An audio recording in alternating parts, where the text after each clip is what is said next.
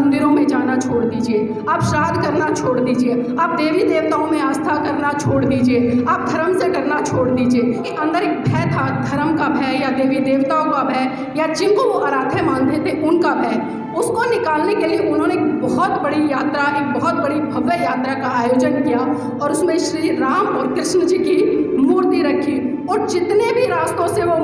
यात्रा होकर गुजरी, पेरियार जी ने एक चप्पल, एक जूता लेकर पूरी तरह से उनका समर्थन किया, उन पर जूते बरसाए, चप्पलें बरसाई।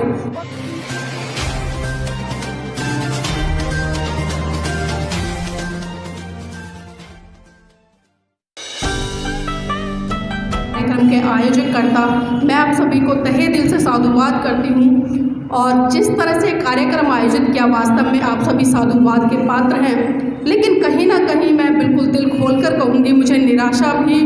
देखने को मिलती है, क्योंकि हम पुरुष तो सभी आ जाते हैं इस तरह के कार्यक्रमों में, लेकिन जब भागीदारी महिलाओं की सुनिश्चित करने की आती है तो हम बहुत दूर खड़े नजर आते हैं। क्योंकि देखिए, आज तक हम इतिहास उड़ाकर देखें, चाहे वो धार्मिक हो, राजनीतिक हो, सामाजिक हो, जब तक किसी भी आंदोलन में महिलाओं की सक्रिय भूमिका सुनिश्चित नहीं हुई है, तब तक वो आंदोलन सफल नहीं हुए। तो मैं आपसे नम्र निवेदन करती हूँ, अगली बार जब भी इस तरह के कार्यक्रम हो तो मैं हाथ जोड़कर अपील करती हूँ, अपने घर की महिलाएं, चाहे वो बेटी है, पुत्र वधू है या आपकी जीवन संगनी है, उसकी भागीदारी सुनिश्चित करें। क्योंकि कहीं ना कहीं हम आज उनको हाशिए पर धकेलने का काम कर रहे हैं। हम बात तो समानता की करते हैं, हम बात तो एकता की करते हैं, हम बात तो आगे बढ़ने की करते हैं, लेकिन कहीं ना कहीं जब समानता की बात आती है तो हमारा ही अपने आप में एक दोहरा चरित्र नजर आता है। और इसके पीछे साथियों बहुत सारी चीज़ें भी हैं, बातें भी हैं। और कहीं ना कहीं आज से जो 2500 वर्ष पूर्व महाकारुणिक तथागत बुद्ध ने जिस तरह से धम्मपद की पहली ही गाथा में कहा कि मनोपुगमा धम्मा, मनोपुगमा धम्मा, मनोसेठा मनोमया, मनसा च पदुठेन भास्ति वा करोति वा ततो न दुख मन वैति चकम व वहतो पदम। अर्थात मन सभी प्रवृत्तियों का अगवा है। जैसे विचार हमारे मन में आएंगे वही विचार हमारे व्यवहार में आएंगे, और जब वो विचार हमारे व्यवहार में आएंगे तो हमारा अच्छा आचरण भी आपके सामने प्रस्तुत होगा और बुरा आचरण भी हमारे सामने प्रस्तुत होगा। और जिस तरह से बात कर रहे हैं आज हम दो महान विभूतियों के जन्मदिन मनाने की, जिसमें कि मैं प्रथम कड़ी में पेरियार जी को लेना चाहूँगी। साथियों, आप सभी जानते हैं कि पेरियार जी का जो क्रांतिकारी आंदोलन रहा, वास्तव में वो कितना एक सार्थक दिशा में रहा।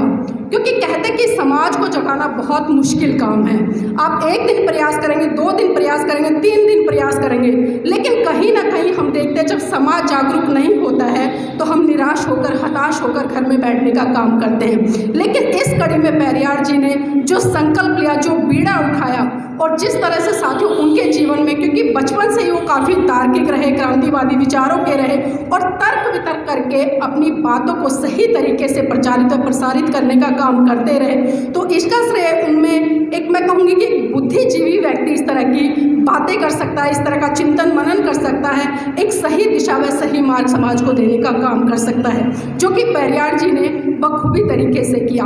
और साथियों, एक समय की बात है जब पेरियार जी काशी गए थे,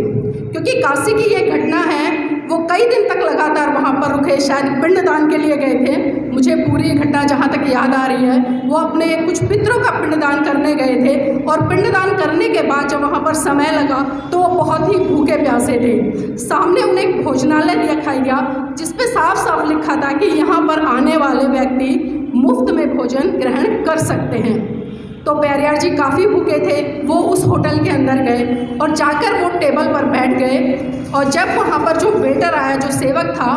उसने उनको खाना देने के लिए मना कर दिया। उन्होंने कहा कि यहाँ पर जो सिर्फ निःशुल्क सेवा दी जा रही है वो सिर्फ ब्राह्मणों के लिए है। तो इसी से आप समझ सकते हैं कि जो जातीय दंश था वो खाली आज हम नहीं झेल रहे हैं, बल्कि हमारे महान पुरुष भी झेल रहे हैं। इसमें पेरियार जी ने उनसे बहुत आग्रह किया कि मैं भूखा हूँ, कई दिन मुझे भोजन ग्रहण किए हो गया, आप अगर निःशुल्क नहीं दे सकते तो कम से कम मुझसे पैसे लेकर मुझे भोजन दे दीजिए, ताकि जो मेरे पेट की आग है वो शांत हो जाए। लेकिन जो ब्राह्मणवादी विचारधारा के लोग थे, जो मनुवादी विचारधारा के लोग थे, उन्होंने अपनी इंसानियत का भी परिचय नहीं दिया, जिसका कारण ये रहा कि जो स्वामी पेरियार जी थे उनको एक बहुत बड़ा आघात वहाँ पर लगा, और उसी से कहीं ना कहीं उनके जीवन में एक बहुत बड़ा मोड़ आया और वो सामाजिक आंदोलन की तरफ निकल गए। और इसी कड़ी में उन्होंने साथियों बहुत सारे आंदोलन किए। यहाँ पर शिलप्रिय बोध जी बैठे हैं, उन्हीं के मुख से मैंने एक कहानी सुनी है जो कि सत्य घटना है। उन्होंने बताया कि जब वो तमिलनाडु में आंदोलन कर रहे थे, जिन देवी देवता या जिन काल्पनिक चीज़ों के लिए वो पुरजोर तरीके से आवाज़ उठा रहे थे, जनता को जगाने का काम कर रहे थे, जो लोगों के अंदर एक भय था, धर्म का भय या देवी देवताओं का भय या जिनको वो आराध्य मानते थे उनका भय, उसको निकालने के लिए उन्होंने एक बहुत बड़ी यात्रा, एक बहुत बड़ी भव्य यात्रा का आयोजन किया और उसमें श्री राम और कृष्ण जी की मूर्ति रखी। और जितने भी रास्तों से वो यात्रा होकर गुजरी, पेरियार जी ने एक चप्पल, एक जूता लेकर पूरी तरह से उनका समर्थन किया, उन पे जूते बरसाए, चप्पलें बरसाई। और उन्होंने जब मंच के पास पहुंचे तो उन्होंने जनता से को जगाते हुए कहा कि देखिए, आप जिन देवी देवताओं से डरते हैं, जिन भगवानों से डरते हैं, अगर उनमें किसी तरह की दिव्य शक्ति होती, वो शक्तिशाली होते, तो पूरे रास्ते में मैंने जूते बजाए हैं, ये मेरा हाथ भी तोड़ सकते थे, मेरा हाथ भी दर्द कर सकता था, मुझे किसी भी तरह की हानि पहुंचा सकते थे, लेकिन इनमें किसी भी तरह की शक्ति नहीं है। तो इसी से आप समझ सकते हैं कि आज मैं आपके सामने अच्छा खासा खड़ा हूँ। तो इस तरह की घटनाएं कहीं ना कहीं समाज में बहुत बड़े रूप में एक प्रेरणा का काम भी करती थी। जिन चीज़ों में हम उलझे हुए हैं, जिन चीज़ों में समाज उलझा हुआ है, उनसे इस तरह के विचार बाहर निकालने में बहुत ही सार्थक कारगर साबित होते हैं। और बहुत सारी चीज़ें, जिस तरह से पेरियार जी ने कहा है कि आप मंदिरों में जाना छोड़ दीजिए, आप श्राद्ध करना छोड़ दीजिए, आप देवी देवताओं में आस्था करना छोड़ दीजिए, आप धर्म से डरना छोड़ दीजिए। क्योंकि धर्म में धर्म की बात नहीं करूँगी, मैं धर्म की बात कर रही हूँ। क्योंकि धर्म एक तरह से मैं कहूँगी कि अफीम भी है, जिसको जो व्यक्ति एक बार नशा लग जाए तो बहुत बुरी तरह से छूटता है। तो यहाँ पर साथियों हमारा दायित्व बनता है कि हम उनकी बातों को मनोसात करें और मनोसात करने के साथ साथ में उनको समाज के बीच में प्रचारित व प्रसारित करने का काम करें। और जिस तरह से अनागारिक धम्मपाल जी ने जो धम्म के क्षेत्र में काम किया, वो भी अपने आप में बहुत ही महान काम था। आज जिस धम्म के आचरण से हम अनुशासित तरीके से रह पाते हैं, जिस धम्म के कारण आज हमारे अंदर शीलों का आचरण है, आज हम किसी के साथ व्यभिचार नहीं करते, आज हम झूठ नहीं बोलते हैं,